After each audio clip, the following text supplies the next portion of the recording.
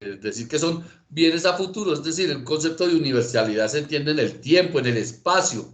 En el tiempo, pues porque comprende todos los bienes, derechos y obligaciones, las cargas que se tiene la persona que tenga o puede tener en el futuro, ¿ya? Y en el espacio, porque pues abarca absolutamente todo aquello que tiene valor pecuniario. No importa que trate de bienes de una masa autónoma o que viene de una masa herencial, son bienes destinados a fines económicos que van a estar dentro de mi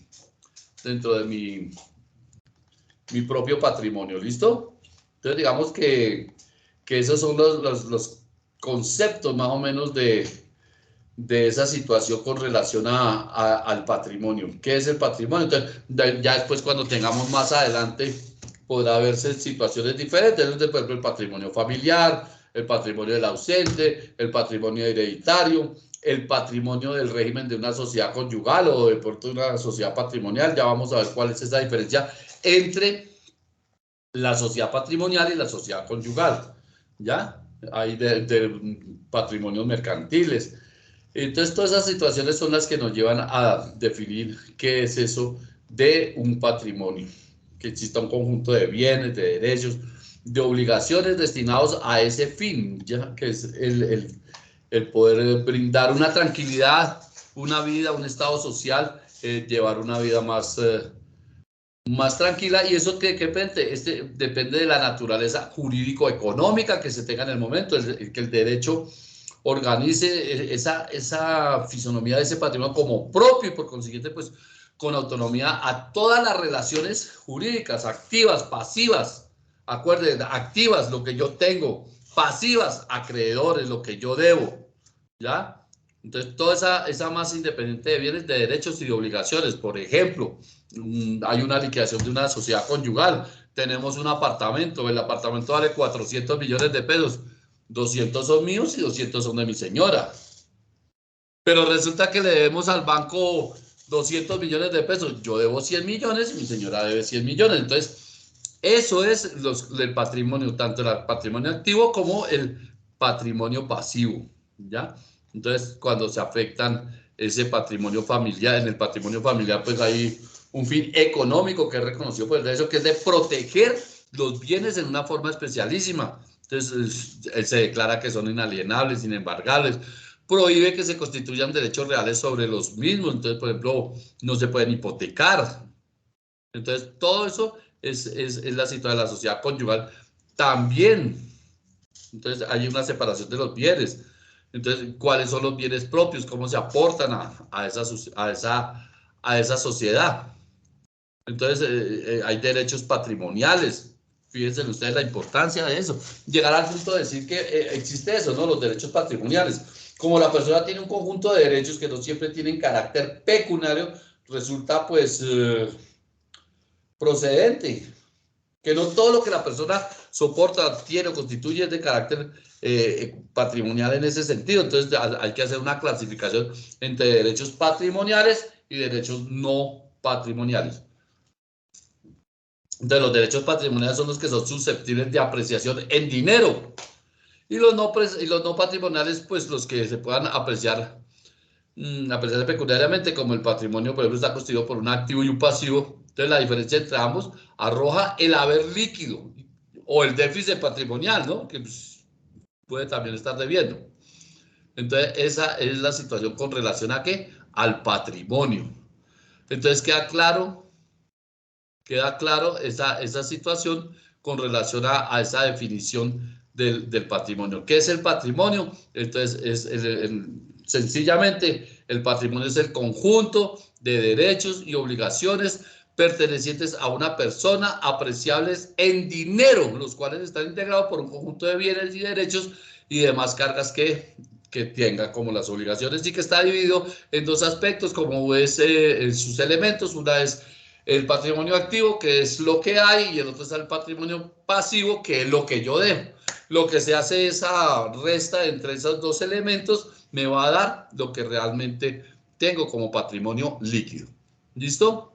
Entonces, hasta ahí, mis queridos amiguitos. ¿Alguna duda con relación a esa definición de lo que es el patrimonio?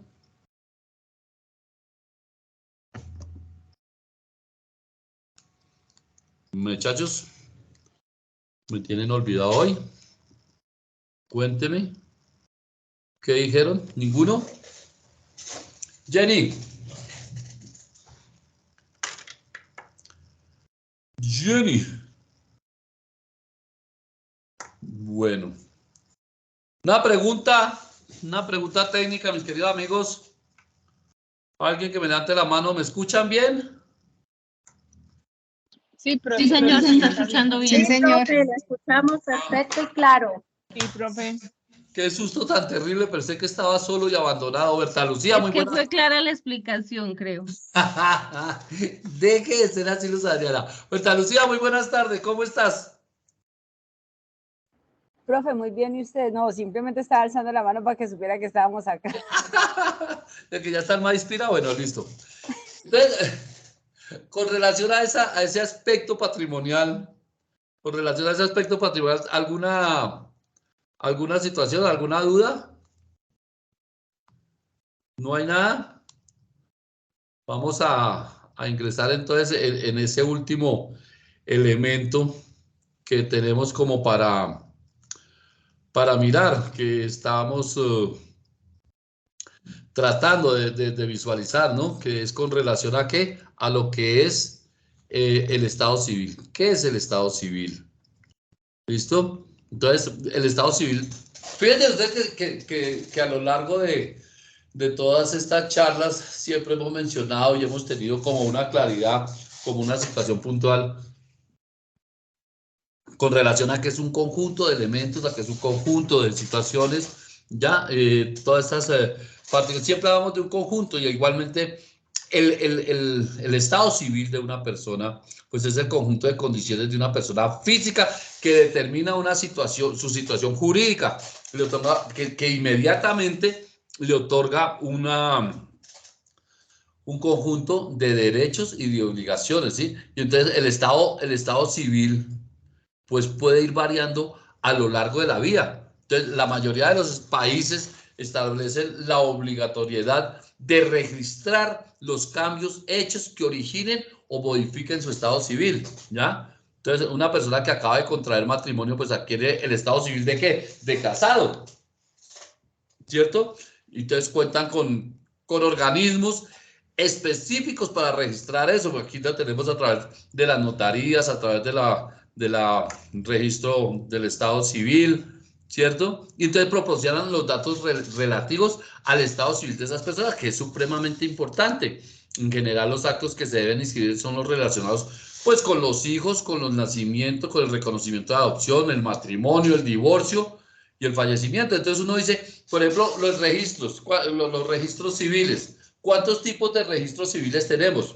Nosotros tenemos 3 registros civiles. El registro civil de nacimiento, cuando la criatura nace, lo inscriben.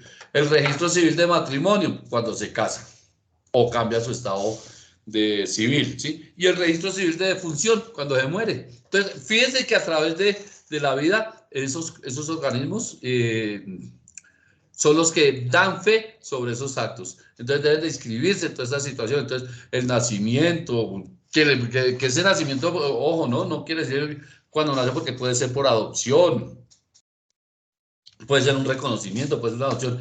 El matrimonio, pero el matrimonio también yo puedo, lo activo, el matrimonio, pero también lo puedo disolver, o sea, el divorcio. Y el otro es el fallecimiento, entonces ahí se registran todos esos cambios. Ahora, en estos momentos estamos mirando cómo es susceptible de registro otros estados, ¿no? Como el cambio de sexo, el cambio de nacionalidad, todos esos, pero son modificaciones al registro civil, que como les digo, hay ya 3 elementos que son claros: nacimiento, matrimonio y defunción. Listo. No tenemos más, ¿sí? Entonces, el estado civil tiene unas características que son muy propias, ¿sí? El estado civil se adquiere y se modifica a lo largo de la vida. Entonces, desde el momento en que las leyes establecen derechos y obligaciones a partir del estado civil, se puede decir que este es el título que legitima el ejercicio de los actos propios de ese estado, ¿sí? Porque además el estado civil es un título de adquisición causado por el hecho que lo fundamenta. Entonces, las características principales del Estado civil, pues digamos, la personalidad. Toda persona tiene al menos un estado civil. Así sea una cualidad de la persona, pues claro, lógicamente, pues resguardando esos derechos y esas obligaciones, ¿no? Y que se consideran de orden público. El derecho civil no puede ser sustraído ni objeto de transacción. Ahora, eso tiene una eficacia que se llama... Uy, estoy tomando mucho tinto y no me va a alcanzar para la clase. Ustedes como no invitan. Entonces, el Estado civil tiene algo que es supremamente importante. Es erga omnes, ¿sí? Eso significa que las sentencias judiciales relacionadas con el Estado civil producen efecto de cosa juzgada. Así no sea parte dentro del mismo proceso. Es decir, yo puedo solicitarle a un juez la declaración de una unión marital de hecho y él va a llevar adelante un proceso basado en unos testimonios. Entonces, esa sentencia pues va a ser una sentencia ergo omnes, es decir, que da efecto de cosa juzgada. Y asimismo, pues el estado civil de una persona está compuesto por ciertas cosas. Entonces, la edad determina la capacidad para obrar, sus categorías son menor emancipado o de mayor edad. Entonces, un matrimonio de un menor de edad va a tener unos requisitos, va a tener unas situaciones más puntuales, va a tener una cantidad de cosas. ¿Por qué? Porque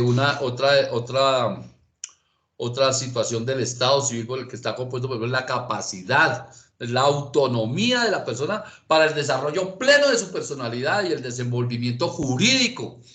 Y eso es lo que da el origen, pues, a esa protección de esa situación. Porque entonces, ¿qué se va a consecuencia? ¿Qué nos va a dar como consecuencia de esto? Lo que es la afiliación, que se refiere, la afiliación ya es un punto que desarrollamos. ¿Para qué? Para referirnos al origen de las personas en cuanto a su relación como padres, como hijos por naturaleza. Bueno, antes había que los hijos adoptivos, que los hijos derivados, que toda esta situación, o cuando hay técnicas de fertilización asistida. ¿Listo? Entonces, dentro de eso también tenemos como una característica, como una situación del estado, de ese estado civil, la nacionalidad, que la nacionalidad ya sabe que la nacionalidad es un vínculo jurídico, ¿no? De las personas con quién. El que me conteste eso le pongo 100 en el trabajo. ¿Qué Con el Estado, profe. ¿Qué es la nacionalidad? Con Ah, el Estado, profe. Con el Estado. No se le oye bien. ¿Quién habla? Con el Estado, profe, el Estado. Hijo de madre. El dedo más rápido de la clase, ¿quién fue? Yo. No, ¿qué es? Venga a hablar. Ay, Dios mío, Dios. Acuérdense de eso que siempre vamos a hablar, de que hay un vínculo jurídico entre dos personas, puede ser dos personas naturales, entre una persona natural y una persona jurídica, hay un vínculo jurídico, entre la nacionalidad es un vínculo jurídico, y ese vínculo jurídico, como lo dijo Comayor, es explícito en el sentido de que es un vínculo jurídico de una persona, pero con el Estado, y que puede ser adquirido de diferentes formas. Acuérdense cuando nos hablamos que por nacimiento, por adopción. Y ese vínculo jurídico de una persona con el Estado es tan importante que ¿quién la regula? Porque, digamos, la unión marital de hecho me la regula la ley 54/1990. El matrimonio católico lo regula la ley, pero en cambio ese vínculo jurídico de la persona con el Estado, es decir, la nacionalidad, ¿quién lo regula? ¿Quién lo regula? ¿Quién? ¿Quién dijo yo?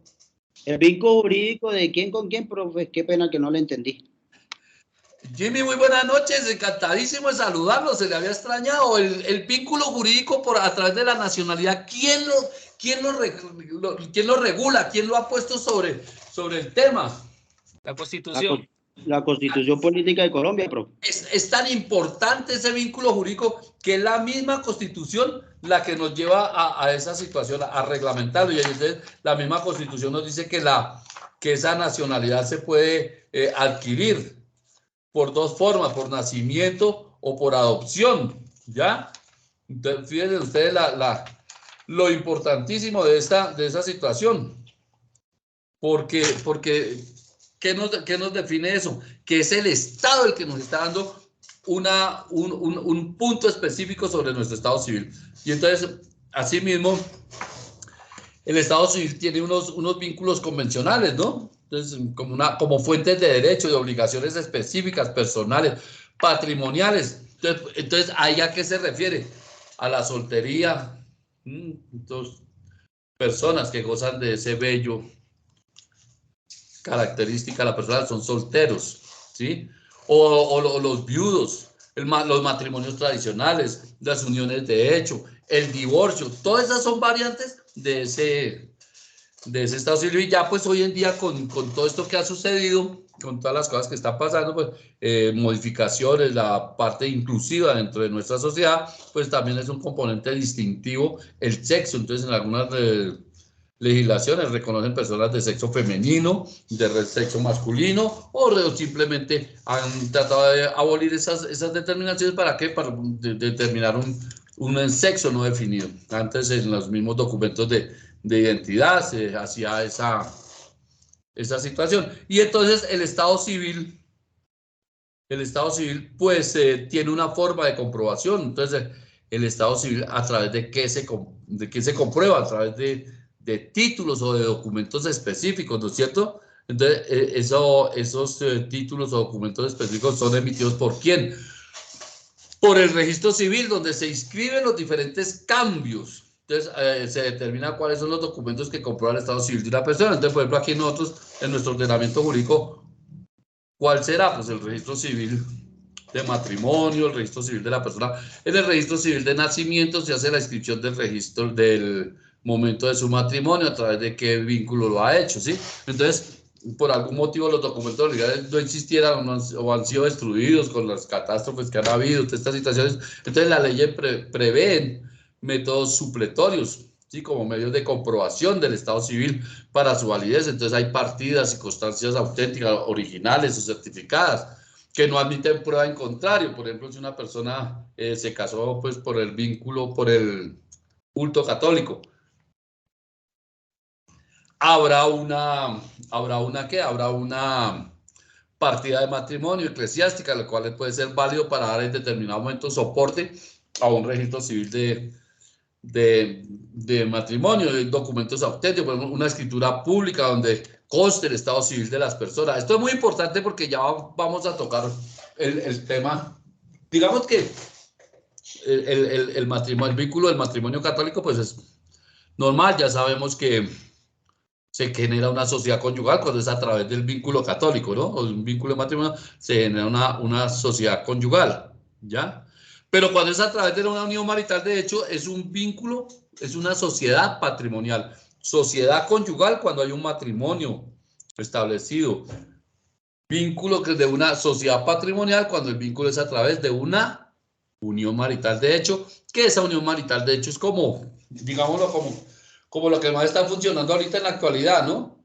Entonces, las personas que a través de esas situaciones generan una unión marital, de hecho, pues esa sí tiene una ley muy puntual, una ley que se ha establecido y que tiene unos parámetros para poderla decretar. Ya terminemos estos conceptos y nos abrimos a analizar esa ley 54 de 1990 con relación a la unión marital, de hecho. Así es que vayan preparando las preguntas que tiene una amiga que vive en Canadá, que siempre ha tenido una duda. Entonces, para que una vez lo plantee, ahorita abrimos el consultorio jurídico y contestamos unas preguntas con relación a esas unión marital de hecho. ¿Listo? Entonces, esos documentos auténticos de que les estoy hablando, que por a través de una escritura pública donde conste, por ejemplo, el estado civil de una persona, o si yo nunca declaro la unión marital de hecho con mi esposa, con mi señora, mi compañera, perdón, con mi compañera, nunca la declaro, ¿cierto?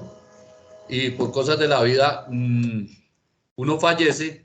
Ella, por ejemplo, puede comprobarlo a través de que yo la tenía inscrita en mi sistema de seguridad social, o la tenía como beneficiaria de alguna cosa. Entonces son documentos que pueden eso. Y otras situaciones son pues a través de testigos presenciales. Es un testimonio de una persona, de alguien que presenció el acto constitutivo del Estado civil, que le consta que nos vio que ejercíamos actos en los cuales ante la sociedad nos presentábamos como esposo y esposa, que teníamos un vínculo en el cual compartíamos techo, lecho y mesa. Ante la sociedad teníamos una estructura de una familia organizada, ¿no? Entonces esos son testigos presenciales, es un testimonio de alguien que presenció esos actos constitutivos del Estado civil.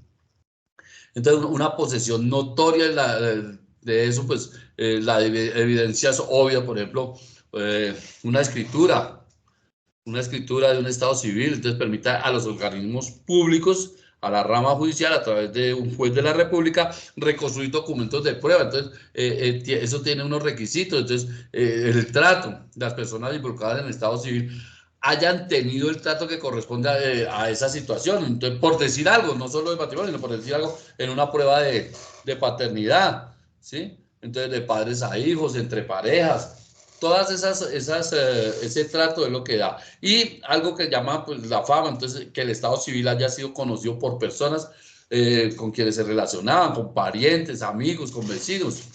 Y el tiempo es como el otro requisito, el tiempo es el conocimiento de esa situación que tenga una antigüedad pues no menos de 10 años y que hayan sido constitutivos, ¿sí? Entonces esa es la situación con relación al Estado civil.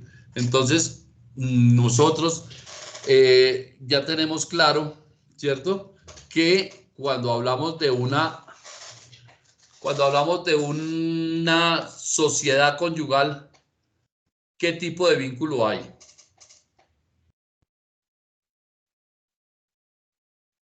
Matrimonio. Nelson, ¿pero qué tipo de matrimonio? ¿A través de qué?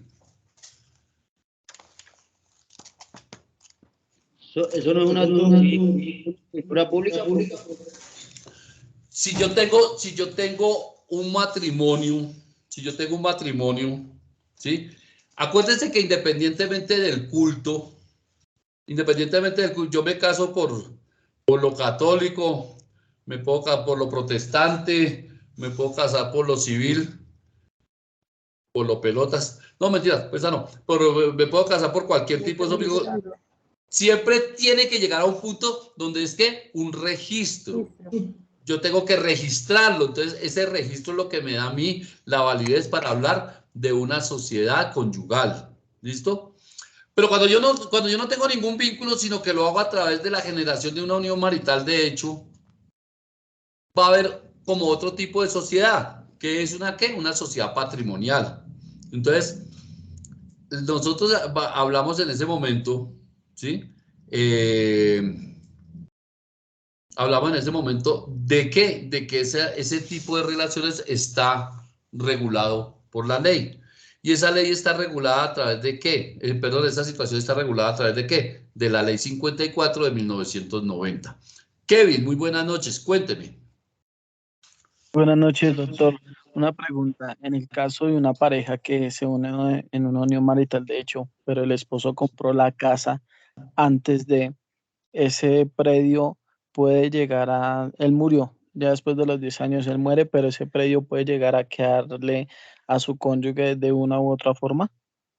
Bueno, ahí tenemos que retroceder un poquitico. Acuérdense ustedes las líneas de los niveles herenciales, ¿no? Que es descendiente, ascendiente y transversal. Independientemente del descendiente, de ahí para arriba en todos va a estar el cónyuge como persona esta. Pero ¿qué pasa? Va a entrar como heredero. ¿Por qué? Porque es que ese bien es un bien propio. Es decir, cuando yo inicio mi relación, yo ya tengo la casa, la casa es mía. Entonces, ese es un bien propio, no entra dentro de la sociedad.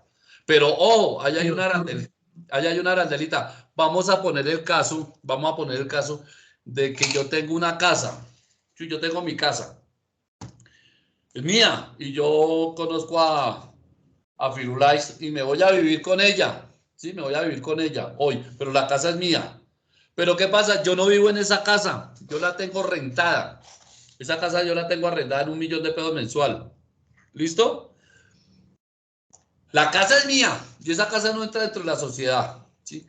Pero el arriendo que está produciendo esa casa se denominan gananciales dentro de la sociedad. Por lo tanto, si yo fallezco, puede la señora pedir unos gananciales. Es decir, la casa es mía y esa casa lleva 2 años arrendada a $1.000.000 de pesos, pues son 24 millones de pesos, ¿cierto? De esos 24 millones de pesos, a ella le corresponde el 50%. ¿Por qué?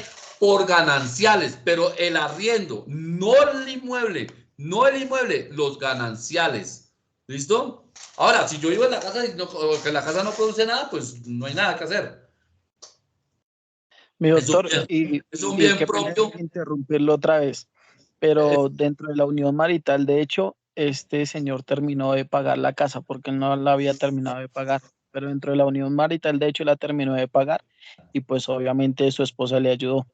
Claro, pero entonces ahí tendría que entrar a jugar unos factores, ¿sí?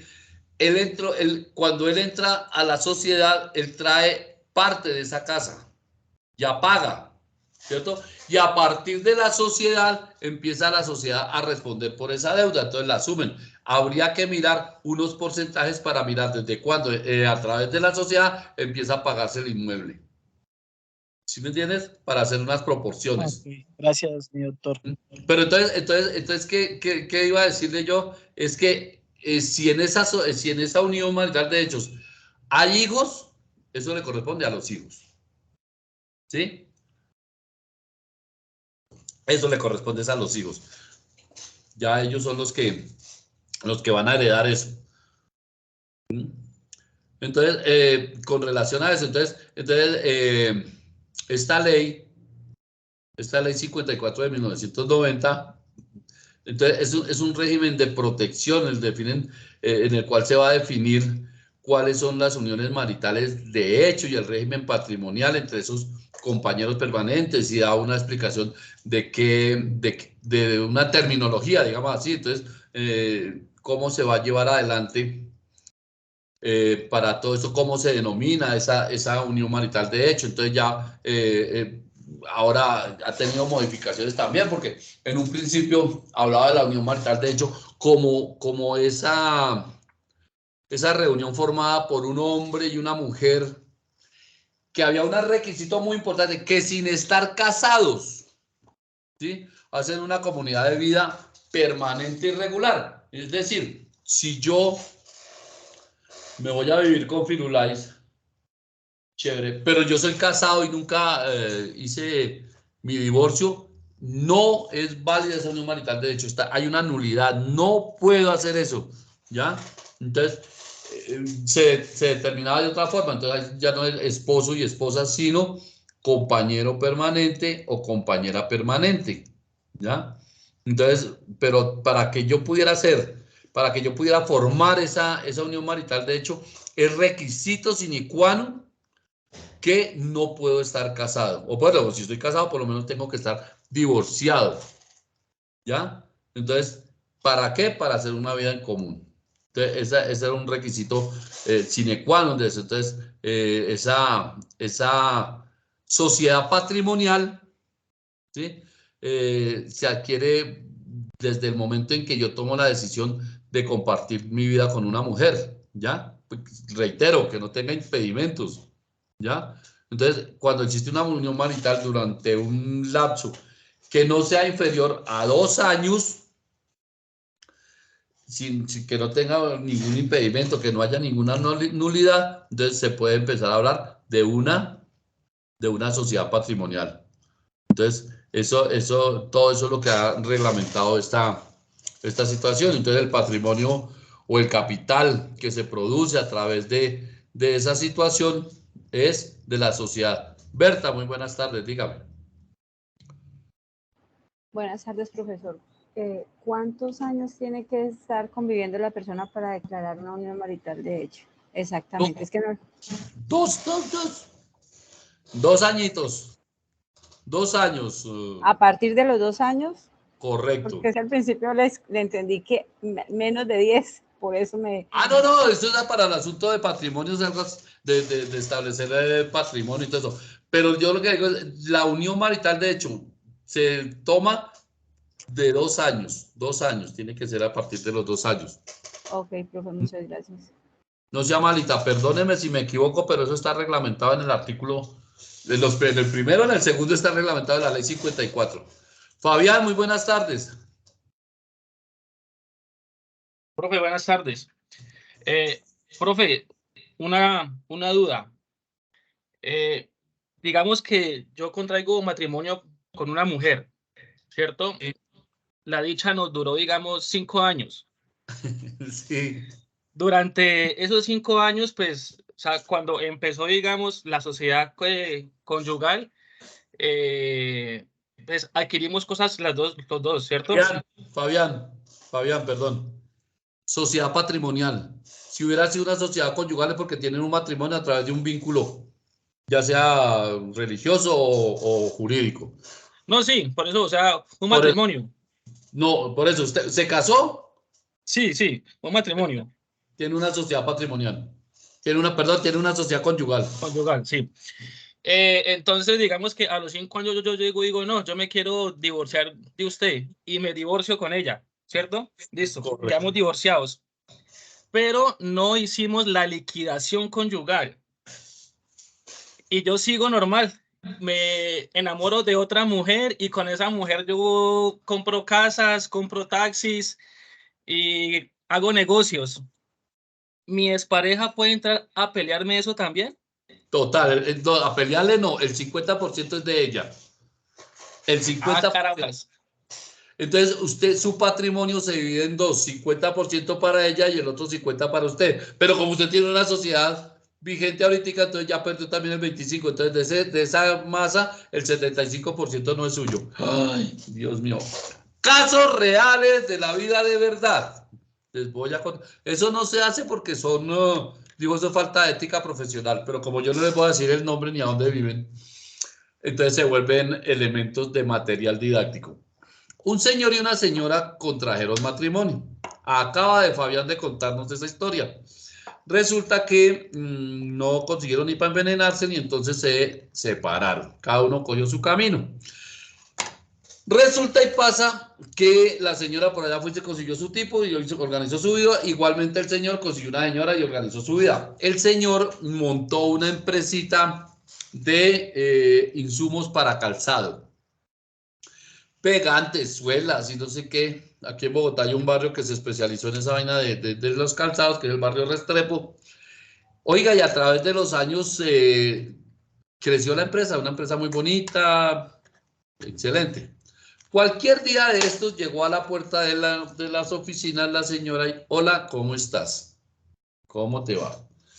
Y el señor, pues, muy preocupado, dijo, bueno, ¿y cuál es el motivo de su visita? Dijo, no, pues el motivo de mi visita es que vamos a ver cómo arreglamos nuestro lío económico, porque necesito una plata.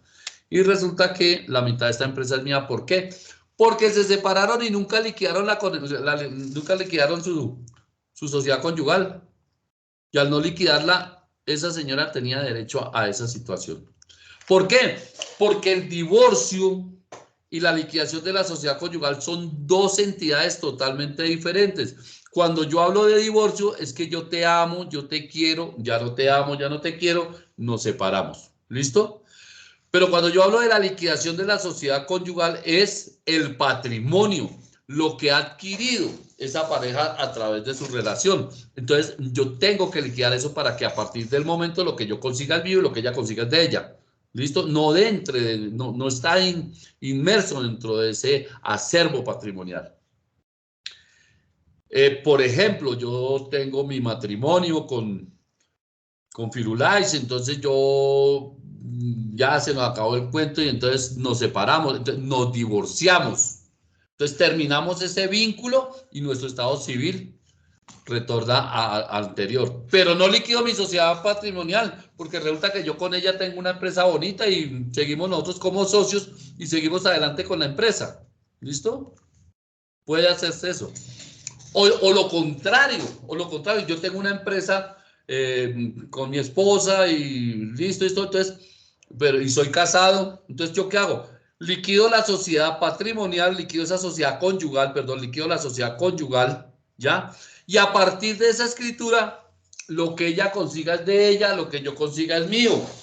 Pero nosotros seguimos casados, nosotros tenemos nuestro vínculo de matrimonio. Estamos casados, nos queremos mucho, seguimos adelante, pero económicamente nos separamos, hacemos la liquidación de esa sociedad conyugal. ¿Sí es claro esa situación que se puede presentar?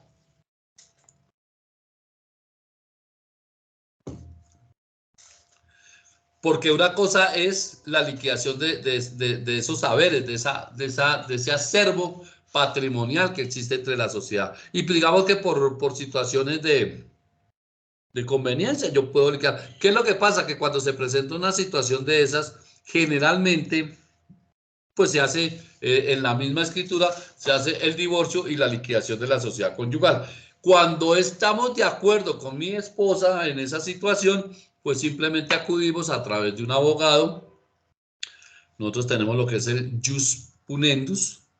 Entonces, a través de un abogado y a través de una notaría, podemos presentar esa solicitud y, lógicamente, se lleva adelante. Pero en el caso de que no estemos de acuerdo, de que haya alguna situación puntual, de que no nos encontremos en un acuerdo, hay que acudir ante un juez de familia. ¿En qué casos podría presentarse eso? Entonces, digamos, por ejemplo, si yo tengo hijos menores de edad. Entonces, cuando yo tengo hijos menores de edad y me voy a divorciar, y para acabar de comprar que tengamos un inmueble con afectación a patrimonio de familia, entonces, si yo me voy a divorciar, ¿sí? Y digamos que dentro del divorcio yo tengo que presentar un acuerdo con relación a los elementos que debo regular direccionado hacia los hijos menores de edad y no llegamos a un acuerdo, entonces hay que acudir ¿a quién? Ante un juez de familia. ¿Listo? Entonces, esa situación es importante. Entonces, por eso hay una forma de determinar esa unión marital de hecho, esa sociedad patrimonial, perdón, entre compañeros permanentes, entonces por muerte de uno de los compañeros, por el matrimonio de uno de ambos compañeros con personas distintas a quienes estaban formando parte de esa sociedad patrimonial, por mutuo consentimiento, que se puede hacer, que se levante una escritura pública o por una sentencia judicial. Kevin, cuénteme. Mi doctor, mire, por otro lado también está una unión marital, de hecho, donde el esposo de la señora fallece y pues ella no toma cartas en el asunto para declarar esa unión marital, de hecho, y dejó que los años pasaran y pues ella disfrutó el bien de su esposo, pero pues ya su hijo creció y quiere quitarle el bien a ella. Entonces, en ese caso, ¿qué pasó con esa unión marital, de hecho? Y perdóname que me perdí, Pere. Es una unión marital, de hecho, en la cual hay un señor, una señora que tienen una casa. El señor se muere. La señora deja la casa para sí, ¿sí? Sí, para ella y pues la usufructó ya, el señor muere hace como unos 10 años y ella ya la usufructó todo este tiempo, pero pues el muchacho ya es mayor de ahí y la quiere sacar de la casa. Pues digamos que como sacarla no, hermano. Ahí lo que tiene que iniciarse es un procedimiento que es una sucesión, ¿ya? Igualmente, si están de acuerdo en la notaría rápido, dos papelitas luego, pero si no están de acuerdo, como en este caso, que no creo que estén de acuerdo, tienen que acudir ante un juez de familia, ¿sí? Y el juez de familia es el que va a llevar ese procedimiento. ¿Por qué? Porque tiene que haber una sucesión y tendría una ventaja el hijo por los grados herenciales, ¿sí? Porque en nosotros, nuestros herederos son descendientes, ascendentes y transversales. Descendientes de nuestros hijos, ascendentes padres y el cónyuge. Transversales tíos, hermanos y el cónyuge. No hay hermanos, los sobrinos y el cónyuge, ¿sí? Pero digamos que el primer orden son los descendientes. Entonces, en este caso, si la casa está a nombre del señor y fue adquirida dentro de la línea del tiempo en la unión marital, de hecho, le corresponde el 50% a él y el 50% a la señora, pero el 50% de él al fallecer pasaría a ser heredado por el hijo, pero no todo el inmueble. Ok, mi doctor, pero No todo el entonces inmueble. Ahora, esa unión marital, de hecho, ¿cuánto tiempo tiene una persona para demostrar la unión marital, de hecho? después de que fallece la persona hay unos términos, entonces no estoy seguro en este momento, pero me parece que son 2 años. No, le quedo debiendo ese dato. Pero eso es importante. Ahora, en el momento en que fallece la persona, tienen que poner de presente la muerte del señor. ¿Para qué? Si está declarada no hay problema, pero si no está declarada, tiene que ir ante el juez de familia. ¿Para qué? Para que a través de una sentencia se declare esa unión marital de hecho.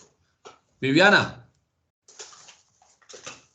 Ok, yo también tengo una pregunta. En caso tal que digamos, X parejas se casan, pero por descuido, por desconocimiento, no registran, digamos, la unión marital como tal, o lo de cónyuges, y por decir, a los 3 años se divorcian, por decirlo así. Ahí sí, digamos, que tengan para repartir una casa, ¿ahí cómo se hace? O sea, no es válido, ¿cómo es ahí? Digamos que la casa la hayan construido los dos, conseguido los dos. ¿Cómo es ahí? Si no Es está que, registrado el matrimonio.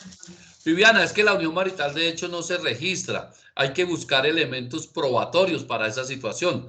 Entonces, por ejemplo, vuelvo y le reitero, yo convivo con una persona y la inscribo dentro de mi seguridad social, hay una forma. O si no, hay que acudir ante un juez de la República para que declare la unión marital de hecho. Y ese juez, ¿cómo la va a declarar? A través de testimonios de personas que les conste que yo compartía techo, lecho y mesa con esa señora y que ejercí ante la sociedad acciones como esposos, como compañeros. Discúlpeme, de pronto su merced no me entendió. O sea, digamos, ese matrimonio se hace en la iglesia, ¿sí? Pero por desconocimiento ellos no lo llevan ante una notaría a registrar, es lo que yo digo. Ahí cómo se hace. Pero es que, Vivian, eso no es carga eso no es carga de las personas. Eso es carga del vínculo por el cual adquirieron el matrimonio. Entonces, si yo voy a una iglesia y me caso, es una carga procesal de la iglesia. La iglesia tiene una notaría en la cual lleva a registrar sus esto. Entonces, como no lo hizo, pues vamos a poner que la iglesia se chispoteó y no lo hizo, ¿sí? Entonces, ¿a través de qué yo tengo que solicitar eso? A través de la partida de matrimonio que me expide la iglesia, avalada por un sello de la vicaría. Bueno, esos curas tienen su negocio. Entonces, a través de esa situación, yo puedo solicitar la partida de matrimonio y con eso ir a inscribirla en la notaría. Pero primeramente, eso es una carga de la parroquia donde uno se casa. Ellos a través internamente hacen la inscripción en los libros de matrimonios de cuando uno comete las embarradas. Dígame. ¿Qué le da risa a Viviana, hombre? Lisette, por favor, ayúdeme. Buenas noches. Pues yo tengo una duda, no sé. Bueno, yo tengo un familiar que, bueno, es un tío. Él hace 2 años, pues falleció la esposa, ¿sí? Y él, bueno, él quedó con la pensión, con todo lo que ella pagaba.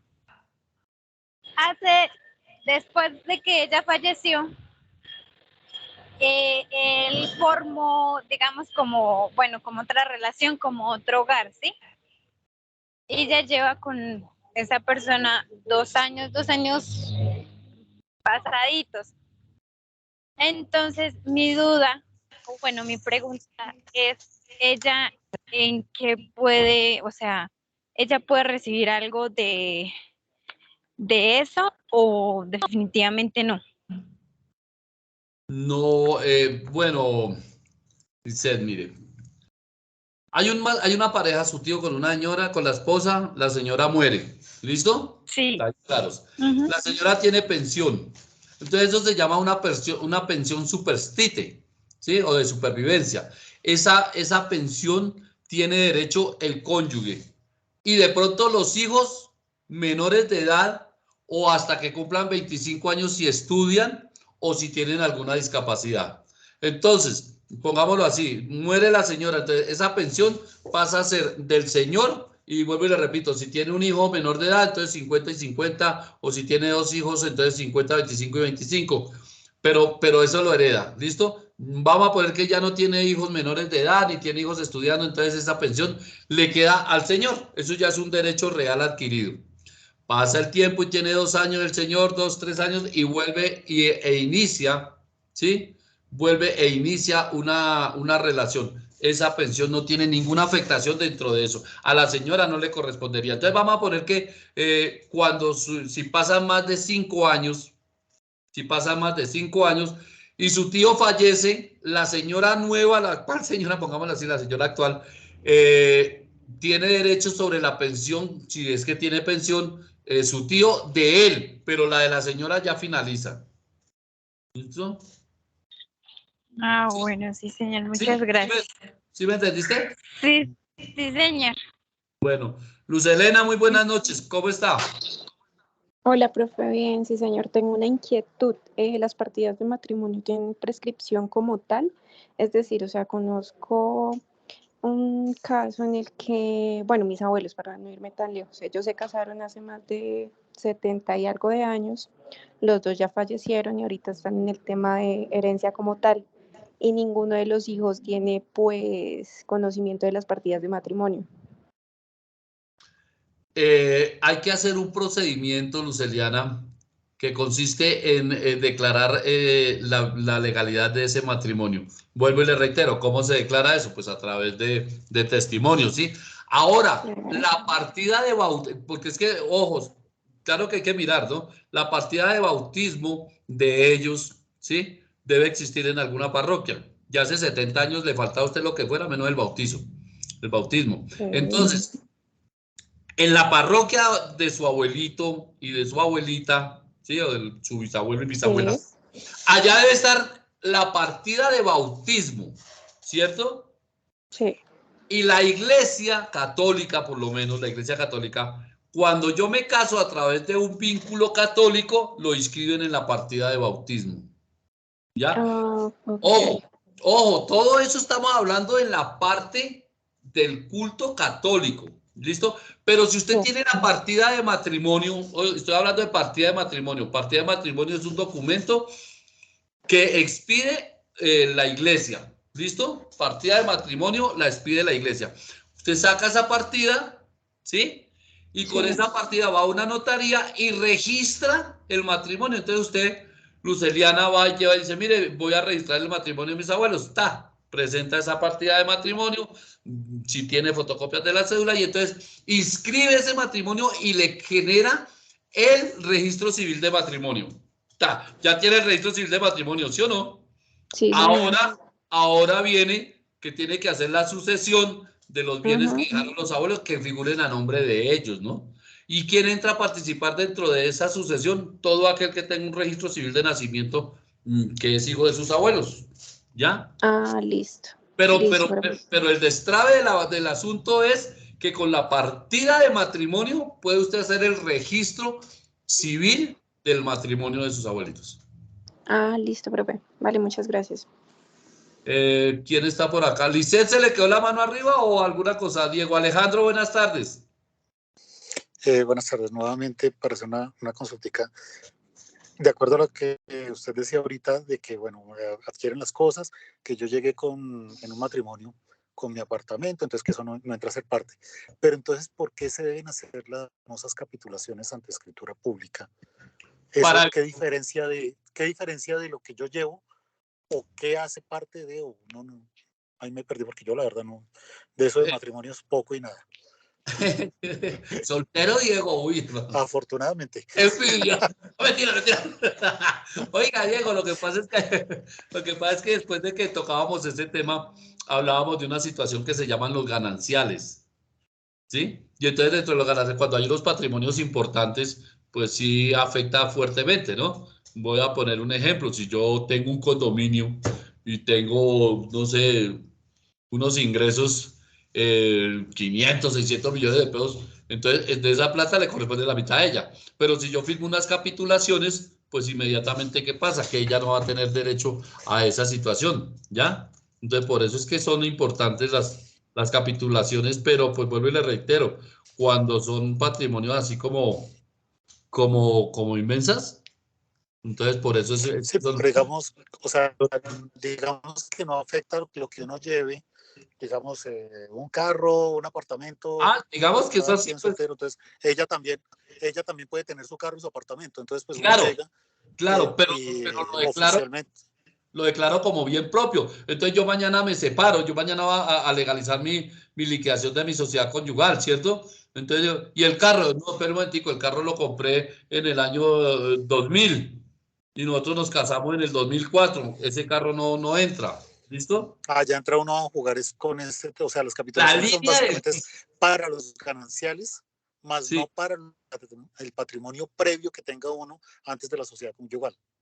Sí, por eso. Pero ¿qué pasa? Las capitulaciones son acuerdos que son anteriores al matrimonio, ¿sí? O a la constitución de la unión marital de hecho. ¿Para qué? Para evitar esos conflictos futuros, que no hayan problemas después con relación a los bienes que se adquieren. Entonces, en esas separaciones, pues toda esa vaina, ¿a qué ayuda? A ahorrar trámites. Entonces, usted le ayuda a eso, porque es que si usted deja eso así, entonces mañana tendríamos que entrar en un proceso para demostrar eso, pero usted simplemente tenga las capitulaciones, chao, pescado, se murió ese problema. ¿Mm? Ok, o sea, digamos en una capitulación lo que uno podría hacer es, digamos, yo entro con el apartamento, ella entra con su apartamento, decidimos venderlo para comprar una casa grande, pero en las capitulaciones podemos decir, mire, ese patrimonio es así, así, y al final Claro. si algo pasa, lo vamos a Sí, dividir de tal ¿cómo? forma. O sea, es como hacer un acuerdo de lo que pueda llegar a pasar y en Exacto. una disolución, cómo se... O sea, es anticiparse a un divorcio. Exacto. Es como, uy, no, pues que en primer semestre ya aprendiendo mañas. Póngale cuidado. Es como, por ejemplo, yo tengo un matrimonio. A ver, ¿a quién embalamos? A ver, ¿a quién embalamos? A la que más molesta en clase, a Viviana. Resulta que yo tengo un matrimonio con Viviana. Listo, los dos tenemos un matrimonio. Y resulta que Viviana recibe una casa en herencia, ¿cierto? Entonces, esa casa no entra a la sociedad conyugal. Esa casa es de Viviana. Esa casa es de Viviana. Yo no tengo nada que ver en eso. Yo no puedo hacer absolutamente nada. Eso es de ella porque viene por línea herencial. Nada. ¿Listo? Hasta ahí estamos claros, ¿cierto? Sí, señor. Pero resulta que Viviana sí vino a clase de Derecho Civil Personas y se enteró de este chisme.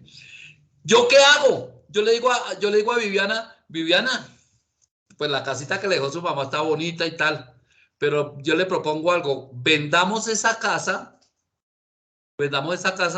y yo pongo una platica más y con esa casa más bien comprémonos un apartamento mejor ubicado, mejor tal, y ella llega y me dice, bueno, listo, venden la casa de la herencia y compramos otra, ¿cierto?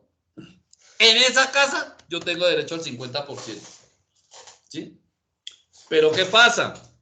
Que como Viviana sí vino a clase y escuchó la vaina como era, ella dice, claro, hagámosle, sí, hagámosle. Entonces, cuando compramos el nuevo apartamento,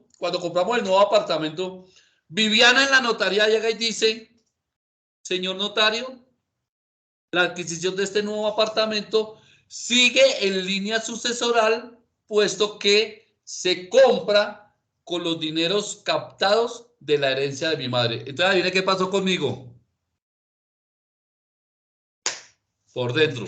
No tengo derecho sobre ese nuevo apartamento. Pero si Viviana no hace la aclaración en esa escritura que es por línea herencial, yo tengo derecho al 50%. Entonces, fíjense que comparando, dándole como la vuelta al asunto con relación a la pregunta de Fabián, es importantísimo dejar claras esas cosas porque así mismo las capitulaciones matrimoniales deben hacerse, ¿sí? Entonces, uno cuando hace esas capitulaciones, entonces las capitulaciones, como le digo, las hace uno antes de contraer matrimonio y el único requisito es que los dos cónyuges estén de acuerdo, acudan a un notario para que les asesore y les redacte y autorice esa escritura, porque es a través de escritura pública, que tiene que inscribirse lógicamente en la oficina de registro civil, ¿no? Y entonces esas capitulaciones pues son fundamentales, digamos, ¿para qué? Para proteger esos patrimonios, para proteger esas situaciones, para proteger futuras situaciones que se puedan presentar. ¿Listo?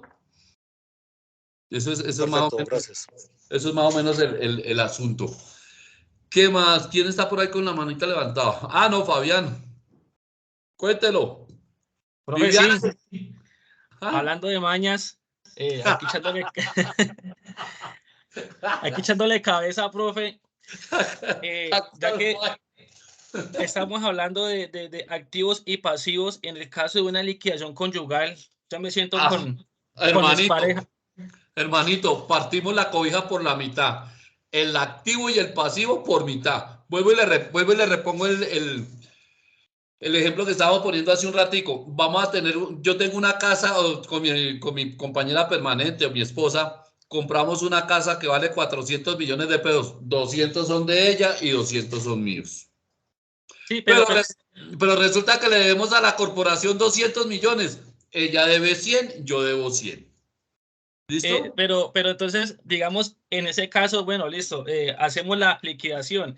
Entonces, la maña es que yo, ay, pero es que, espera un momentico, yo recuerdo que tengo una deuda con el Banco Popular, pero ella no sabía que yo tenía esa deuda. No, hermano. No, hermano, usted se separa de la señora y le dice, mija, y tengo una deuda con la tarjeta de crédito de una vez que me fui con una amiga para Santa Marta, no jodas, eso no.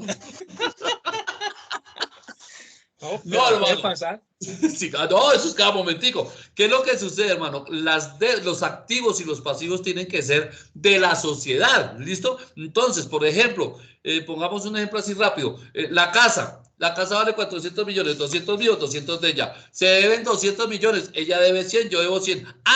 Pero fue que yo hice un préstamo en el Banco Popular para hacer unas reformas a la casa y mandarla a arreglar. Y mire, aquí están las facturas de lo que se invirtió, aquí se le pagó a los maestros, se le pagó a no sé qué, la ferretería me dio el eso entra, ¿sí?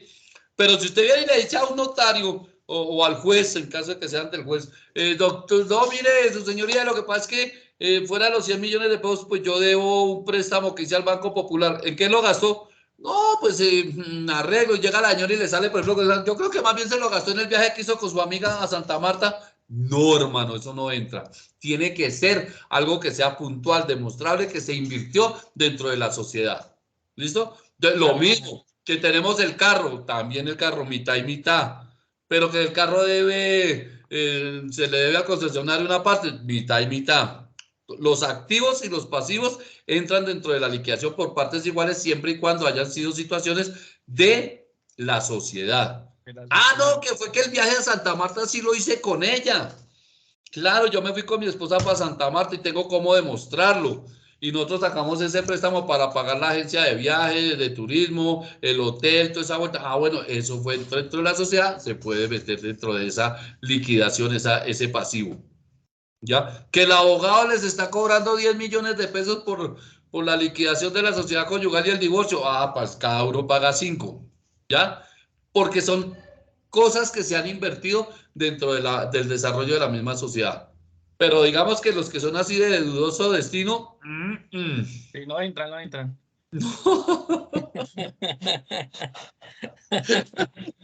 Que usted hizo una compra en Arturo Calle y compró 3 vestidos para su esposa y resulta que su esposa es talla S y usted los compró talla M. Oiga, Fabián, usted sí lo hace hablar o no, pendejadas. Ay, Dios mío, ¿qué pensarán las señoritas? Entonces,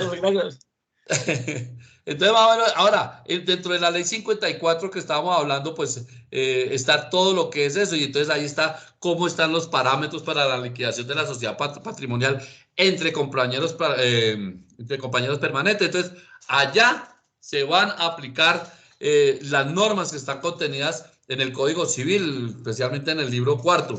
Allá dice esos procesos de disolución, de liquidación de la sociedad patrimonial entre esos compañeros permanentes se tramitarán a través de procedimientos establecidos en el mismo código, ¿sí? Y eso será de conocimiento de quién, de el juez de familia en caso de que no haya una coordinación, o si no, a través de qué, de la notaría. Rosa Isabel, ¿cómo estás? Cuéntame. Hola, profe, compañeros, buenas noches. 2 preguntas. Una, la ganancia, pues como por decir, en el caso que explicabas ahorita, que tienes mucho patrimonio y lo que se liquida es la ganancia y el del bien en el tiempo del matrimonio, pues si adquirió bueno, ahí me enredé un poquito, tienen la casa y van a vender la casa, esa ganancia cómo se liquida, tiene en cuenta la inflación, pues para que la persona que la compra no salga perdiendo, o simplemente el valor de venta menos el valor de compra y el resto lo dividen. Y la segunda pregunta es si, bueno, acá hablamos de los matrimonios que les va muy bien, muy mal, pero si les va muy bien y no tienen hijos y quiere dejarle todo al esposo, pues veo que se enreda un poco la cosa. ¿Cómo No. sería la situación? Pues Rosa, digamos que en ese caso, ¿qué sucede? Vamos a poner que estoy con mi esposa, con mi compañera permanente, y yo tengo una casa. Viviana es muy buena esposa y le quiere dejar todo. Ya va a meter, pobre Viviana, no volvió ni a hablar, ¿sí vio? Se retiró total de la sala. Yo estoy con Viviana, tenemos una casa muy bonita y tal, y no tenemos familia, no tenemos descendencia, ¿cierto? Y yo fallezco, esa parte mía le corresponde a Viviana. Pero si tienen padres y hermanos. Son excluyentes, Rosa. Cada nivel es excluyente, ¿sí? Entonces, en esas sociedades, eso pasa a ser parte del patrimonio de la señora. Ahora, si tiene padres, podría ser un porcentaje del 25%, del 50% para ellos. Es decir, el 100% de la casa, ¿sí? El 50% es de Viviana y el otro 50% es mío. Pero yo fallezco, yo no tengo hijos, yo no tengo hijos con Viviana, con ninguna parte, yo no tengo hijos. Entonces, mi 50% se reduce a 25% para Viviana y 25% para mis padres si están vivos. Si no están vivos, ya ahí sí, ya por dentro, porque todo es para Viviana.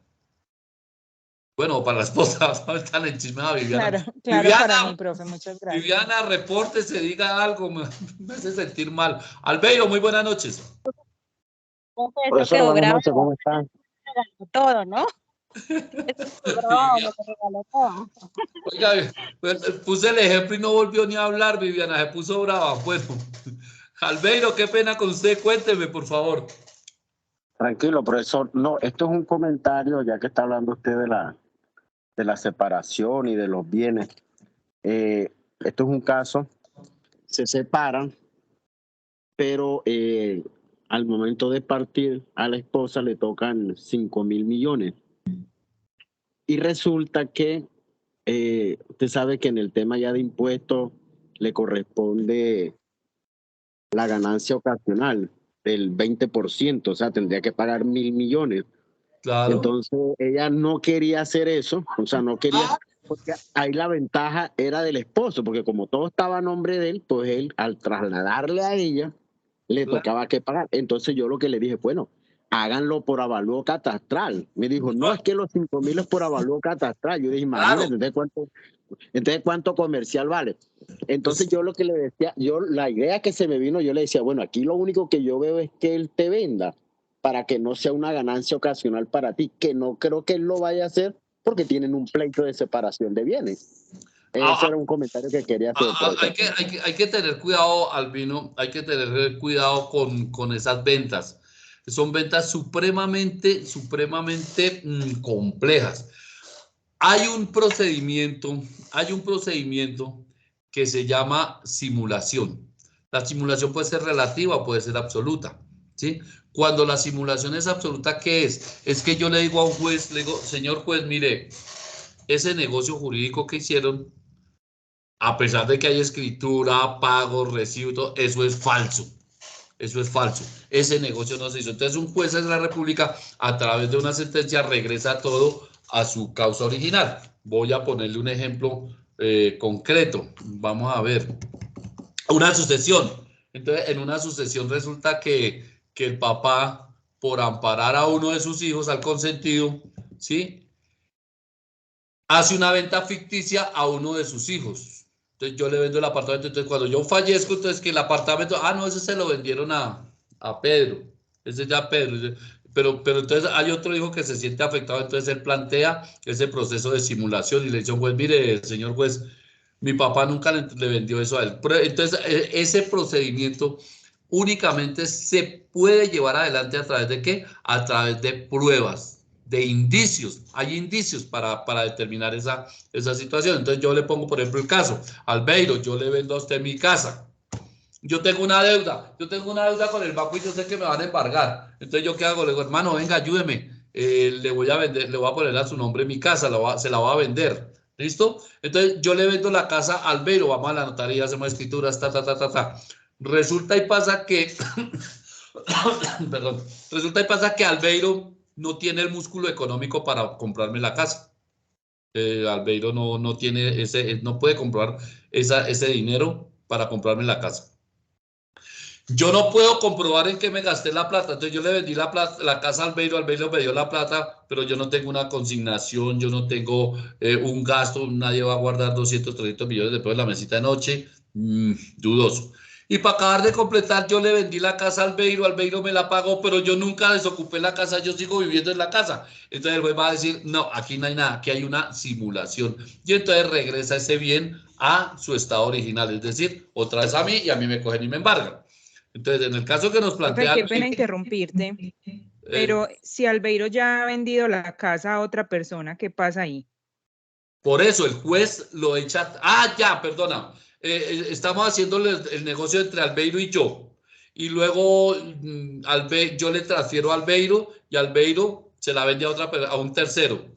Sí. Ya, él es un tercero de buena fe y por lo tanto la simulación entraría a Albeiro a responder si tiene patrimonio. Pero como no tiene nada, entonces difícil. Esos son procedimientos que se hacen casi que de inmediato. Profesor, discúlpeme, ya que me está hablando de inmediato. ¿Y qué plazo hay para comprobar la simulación? ¿Sabe? El tiempo. Uy, hermano, mire, hermano, le cuento un chisme. Eso hay un problema tenaz porque es que la Corte se ha manifestado sobre ese tema, porque es que dice, ¿sí?, que son 10 años. 10 años. Pero 10 años ¿desde cuándo? Desde el momento en que yo hago el negocio jurídico. Entonces hay una doctrina que dice que no, que es desde el momento en que el afectado sí tiene conocimiento de ese negocio. Entonces, como a mí no me importa esa situación, a usted le vendí el apartamento hoy, hace 5 o 6 años, ¿sí? Pero como al otro hijo no le importaba, ese man nunca tal. Entonces, cuando yo fallezco y se presenta la sucesión y ve que no está incluido ese bien, entonces ahí sí me afecta, entonces a partir de ese momento podría también contabilizarse los temas. Pero eso sobre ese tema hay una discusión tenaz porque la simulación la pueden decretar. Dice que son 10 años a partir del negocio jurídico. ¿Sí? Pero vuelvo y lo repito. Dígame. No, que de hecho, por ejemplo, ahora que usted está hablando del tema de la simulación, yo sé que es muy normal y eso se da mucho en este mundo. Y, por ejemplo, ya en términos tributarios, ahora la DIAN exige que la venta se haya hecho a través de banco, que si no se hace a través de banco, sí le acepta la venta, pero no le acepta el costo. Y entonces ahí la ganancia ocasional, se me ocurre, de 500 millones de una casa, que de pronto le costó 400, la ganancia ocasional sería sobre los 100, por el 20% serían 20 millones. Pero si no se logra demostrar que la venta pasó por banco para la norma, para ya la parte tributaria, la ganancia ocasional no son 100, sino 500. Entonces ya no sería descontando el costo, sino sobre la venta. Y yo sé que en este tema de la simulación, disculpe, se da mucho esto. De pronto usted me colocó a mí como ejemplo. Yo le vendo a Albeiro en simulación, pero después usted arregla su chicharrón, como dice uno aquí en la costa, y después usted me dice, bueno, Albeiro, ahora devuélvame el bien. Entonces, cuando yo se lo devuelvo, se lo estoy devolviendo en una venta. Y resulta que nunca hubo un banco, nunca hubo una entidad financiera. Entonces, no deja de ser un problema para mí. Claro. Por favor. Y lo estoy aclarando porque de pronto yo sé que muchas veces nosotros hacemos esos favores. No, y a veces nos enchicharramos porque desconocemos mucho tema de los impuestos ya. Ahí es donde está el tema. Listo, profesor, gracias. Mire, Albeiro, esos favores son tan difíciles. Por ejemplo, mire, hay una situación de un muchacho que trabaja en una empresa y tiene un cargo medio. ¿Listo? Y el tipo presta plata. El tipo le presta plata a otros funcionarios, ¿sí? Pero resulta que la plata no es de él. La plata es de un grupo de personas que le consignan en su cuenta personal unos dineros, él los retira, los pone a circular, le entregan unos dividendos, unos intereses, y él se los entrega a sus socios capitalistas, y él se coge unos par de puntos sobre eso. Pues el negocio es muy bonito, y la gente pues muy chévere, y todos ganan, y todos... ¿sí? Pero nunca ha pensado ese señor que cuando la DIAN le diga a usted, oiga papito, usted está consignando mensualmente tanto dinero, y supera los topes, y usted no ha declarado renta, y a la DIAN le importa 5 si él retira la plata para llevar a la mamá a pasear o para comprarle juguetes a los niños, le importa 5. A la DIAN le importa es que le ingresó al patrimonio un dinero y que tiene que pagar impuestos sobre eso. Y el señor nunca lo ha analizado así, ay no, pero es que el uno le consigna 5 millones, el otro le consigna 3 millones, el otro le consigna 10 millones, pero cuando va a ver, a él le están consignando dentro de su cuenta personal 30, 40 millones de pesos mensuales. ¿Ve? Y entonces él lo saca y lo pone a circular y bueno, listo, está la plata circulando. Pero a él entró esa plata, él tiene, ante la DIAN tiene que responder por eso, ¿sí o no? Entonces, son favores muy difíciles. Y en este caso es lo mismo. En este caso es lo mismo. Imagínense, si yo le vendo a una persona en simulación una casa en 400, 500 millones de pesos, si lo pongo a declarar renta y nunca se tiene en cuenta eso, entonces esa persona va a quedar como evasor. Y acuérdense que en nuestro estado jurídico hay únicamente 2 platas que dan cárcel, que es la plata de los alimentos y la plata de los impuestos. A mí, Viviana, me puede hacer el favor de prestarme 10 millones de pesos y yo no se los pago. Y si tengo patrimonio, pues me embargan. Pero si no tengo absolutamente nada, lamentablemente no pasa nada. Pero si yo le debo plata a la DIAN de impuestos, esa evasión de impuestos sí es una conducta punible que da cárcel. Entonces, esos favores son supremamente delicados. Profesor, y es que en última instancia la DIAN se convierte en un socio nuestro.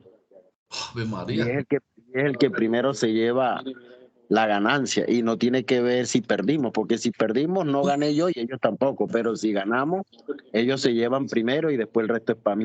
Entonces, Claro. nosotros vivimos en un estado, lógicamente que también hay que mirar lo que el estado, pues hay personas que están en el SISBEN, que están en el subsidiado, que reciben los beneficios del gobierno, pero por ejemplo cuando ya tenemos una calidad de vida un poco media hacia arriba, ya no tenemos todas esas preventas y en el contrario, más bien nosotros le ayudamos al Estado para que le colabore a los más necesitados. Pero el Estado se convierte en un socio más. ¿Ya? Sí, claro. Sí, claro, eso es así. Esos favores. Uy, es que hay favores de favor. Por ejemplo, Albeiro, hazme un favor, es que yo estoy aquí en los Estados Unidos y te voy a mandar una platica para que me haga el favor y la retire. Y se le dé allá a mis hijos y resulta que usted se pone a hacerme el favor a mí y después tiene problemas con la DIAN, tiene problemas de ver de dónde viene esa plata. Eso es una situación compleja, compleja. Casos de la vida real, una muchacha de Interrapidísimo, de esa vaina de los giros, que hacen giros. Un señor vino y la tramó, que no sé qué, que un hijo le iba a mandar. Sí, de eso de giros, que tal que era que un hijo le iba a mandar por allá una platica para que él comprara una medicina, que no sé qué, pero que él no tenía la cédula, entonces que se lo podían, sí, claro, y claro, 100.000 pesitos. Después le mandó como 300 y un día le dijo, ay, mira, es que imagínate que me llegaron los impuestos y no sé qué, me va a enviar 1.000.000 de pesos, listo, el 1.000.000 de pesos, tal. La muchacha recibió el 1.000.000 de pesos, lo estaba retirando y le llegó el gaula. Resulta que esas platas las relacionaban con unas extorsiones por allá que estaban haciendo en Puerto Asís. Y la pobre muchacha metida en un brinco de esa calaña, de esa calidad por extorsión. Virgen Santísima, es delicado. Eso es delicado. Y a dónde que puede concretar esa situación. Ella simplemente, ¿quién le ponía el giro? Fulanito de tal. ¿Quién lo recibía? Ella. Y fulanito de tal era no sé qué vaina activo de por allá de grupos al margen de la ley. Y la pobre china inocentemente, mire, por hacer un favor. Viviana, regáñeme.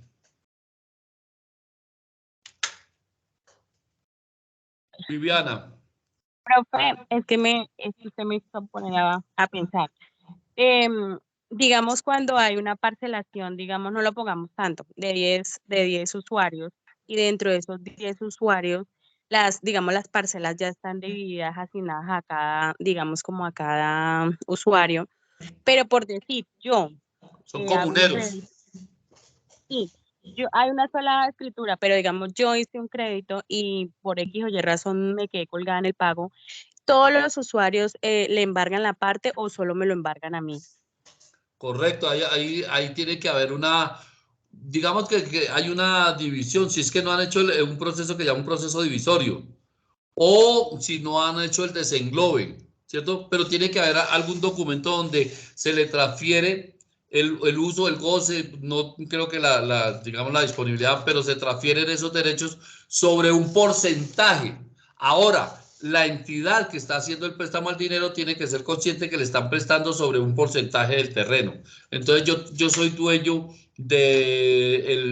digamos que hay un terreno y somos 5 dueños. Entonces, una quinta parte es mía. Sobre esa quinta parte, al yo incumplir el crédito, van a repercutir, no sobre toda la propiedad, porque las otras personas no tienen nada que ver. Es sobre lo que yo haya puesto como garantía. Y uno cómo puede, digamos, por ejemplo, para poner pues no a salvo, pero sí uno, digamos, como estar seguro de que, digamos, mi parte esté bien, o sea, que no le pase nada a uno como hace ahí. Viviana, ahorita hay una figura que está muy de moda, es una figura muy bonita, es una figura jurídica que se está dando muy, muy, muy fuerte porque evita sucesiones, es económica y saca el bien del comercio, lo vuelve inembargable, que se llama una fiducia civil. Entonces, usted, por ejemplo, tiene una casa, y dice, por ejemplo, ay, esta casa, voy a hacerle una fiducia civil a mi profesor de derecho tan querido. Entonces usted hace la fiducia civil y me pone a mí como fiduciario, ¿sí? Usted es fiduciante, yo soy fiduciario. Entonces usted pone ese bien a mí, no, entonces, a mí me transfiere usted, y eso es a nivel de escritura registrado en la Oficina de Instrumentos Públicos. Entonces usted me entrega a mí el uso y el goce del inmueble, pero no la disposición. La disposición la pone a través del cumplimiento de una cláusula en la línea del tiempo, generalmente en la muerte, ¿sí? Entonces, yo soy el dueño, yo soy el uso y el goce del inmueble, pero no tengo la disposición. ¿Cuándo la tengo? El día que usted fallece y yo tengo su registro civil de defunción, voy a la notaria y digo, mire, ya falleció, entonces inmediatamente me dan la nuda propiedad, la plena propiedad sobre el inmueble y ahí sí ya puedo yo ejecutar los actos jurídicos, los negocios jurídicos que yo quiera. Pero mientras usted esté viva, yo no lo puedo hipotecar, no lo puedo empeñar, no lo puedo transferir, no lo puedo enajenar, absolutamente nada. Una figura. Y digamos que no hay sucesión. Jenny Alejandra, muy buenas noches. Hola, profe, buenas noches. ¿Qué Profe, más, yo Jenny? sí quisiera preguntarte algo. Tocaría declarar, por ejemplo, yo tengo una niña en el cual para evitar eso que tú dices de los cambios o prestar la cuenta de uno, uno crea una cuenta a nombre de la niña y es menor de edad. Los niños menores de 12 años pues pueden tener una cierta cuenta especial. Sí, la cuentica de ahora. Pero uno es titular de ellos. Correcto. ¿Sí? Al hacer unos movimientos en las cuentas de los niños, ¿también entra uno a declarar o no? No, esas cuentas están exoneradas de esa situación hasta unos montos. Esas cuentas no entran en esa situación. Son exoneradas del pago del 4x1000, están exoneradas de muchas cosas, entre esas de pagar impuestos sobre eso. Ah, bueno, vale, profe, gracias. José Gildardo, última, me voy. Bueno, noches. A ver, un caso. Casado, después obviamente uno se divorcia, hace las dos cosas. Liquidación de la sociedad. Liquidación de la sociedad y todo. Hay obviamente dos hijas de por medio. Ella, digamos, la esposa se va, pero pues no le va muy bien, entonces regresa pues con las niñas, digámoslo de esta manera. Y pues uno por las niñas, pues hace lo que tiene que hacer, o sea, volver uno le abre uno obviamente la casa otra vez. Ella se queda en la casa, pero no tiene ningún tipo de vínculo conyugal. Sí. para uno cuidarse en salud ahí, ¿qué debe hacer? ¿O qué se debe hacer? Pues hermano, mire, José Hildardo, usted liquidó su sociedad conyugal y se divorció. O sea que ya, listo, para afuera. Se acabó esa relación. ¿Sí o no? Sí. Ahora, usted tiene hijas menores, la persona tiene hijas menores, entonces pero vuelve como a crearse la oportunidad de volver a reorganizar ese hogar. Hermano, ahí tendría que prácticamente volver a casarse. No, pero no se tiene ese propósito, sino que uno le da la oportunidad por lo que no le fue muy bien, le da uno la oportunidad de que ella viva en la casa. Ah, no, listo, no hay problema, no hay problema. Digamos que no va a poder alegar mañana una posesión, ni va a poder alegar mañana que tiene derecho sobre esos temas. Ah, bueno, perfecto. Muy amable. Listo. Mi muchacho, les ruego el favor que me comprendan y me perdonen y no hablen mal de mí. De aquí al miércoles yo les tengo esas notas publicadas, no se preocupen, ahorita me voy a poner a calificar eso y miramos a ver cualquier cosa, yo las voy publicando y ustedes saben que alguna situación inmediatamente me dicen. Espero que pasen una semana excelente, que tengan muchos éxitos, que sea muy productiva, se les quiere de gratis, que tengan una excelente noche y pero muy buena energía para que todo salga bien. Nos vemos en nuestro próximo encuentro sincrónico. Un abrazo y que descansen. La otra clasecita. Muy amable. Muchas gracias, profe. Buenas noches. Que estén muy bien. Chao, que estén bien. Hasta luego. Muchas gracias. Chao, profe. Diego. Gracias. Diego, Viviana, discúlpeme hoy, pero la quiero mucho. Chao. Muchas gracias, bro. Chao, Profe, César. buenas Chao. noches. Gracias. Chao, profe. Gracias. Bueno, Chao, juicioso. profe. Chao. Chao. Feliz noche a todos. Chao, profe. ¿Qué fue, Viviana? ¿Qué ríe?